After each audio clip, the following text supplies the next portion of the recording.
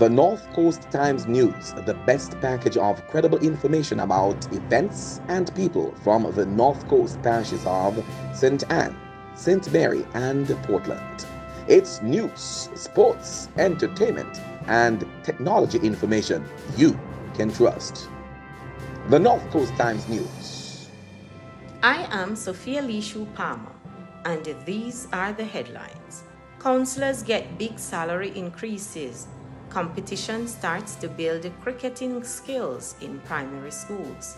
Portland Theatre Group wins a treasure trove of prizes, and woman burns to death at home. And now, the details. Councillors are to get salaries of just over $5 million a year effective April 1, with deputy mayors and mayors collecting more under pay rises announced this week. The pay increases come under the government compensation review. Mayors who are also chairmen of the councils, who now get $3.3 million a year, will see increases that take their salaries to $8.7 million as of April 1, 2023. Mayors of Kingston and Montego Bay get more. Deputy mayors who now get just under $2 million a year will be paid $6.6 million as of April 1 this year. Councillors who are being paid $1.6 million up to 2021 are to get $5 million as of April this year and $5.7 million as at April 1 next year. A competition to build cricketing skills from the grassroots level is now on in St. Anne.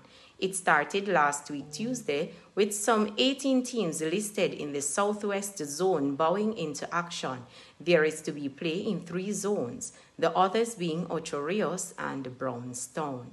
In the Southwest Zone so far, after matches Tuesday and Wednesday, 5 schools chalked up wins.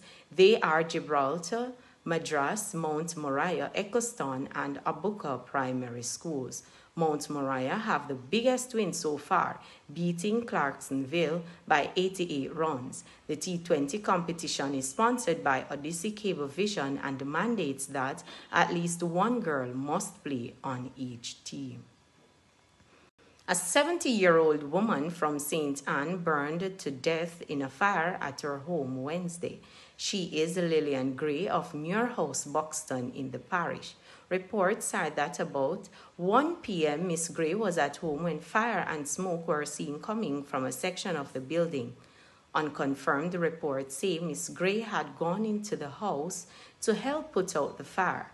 Residents and the neighbors called the police and fire brigade, while they used buckets of water to try to put out the fire. When the Brownstown Fire Brigade personnel carried out cooling down operations, the charred remains of Miss Gray were found among the debris. Investigations continue.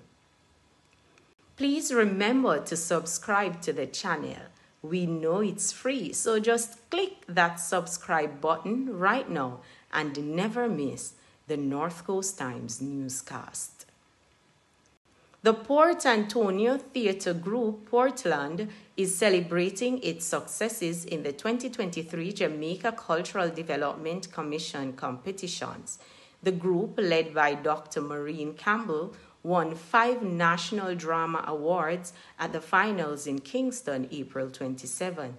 The Port Antonio Theatre Group did a fantasy called The Rope in the open class. The National Drama trophies are the Best Costume Overall, Best Fantasy, Best Use of Props Overall, Best Set Overall, Best Overall Actor. The Port Antonio Theatre Group also won 4 national awards for traditional dance and 4 for speech. The theatre group has been in existence since 1987 and has to date amassed over 200 national trophies.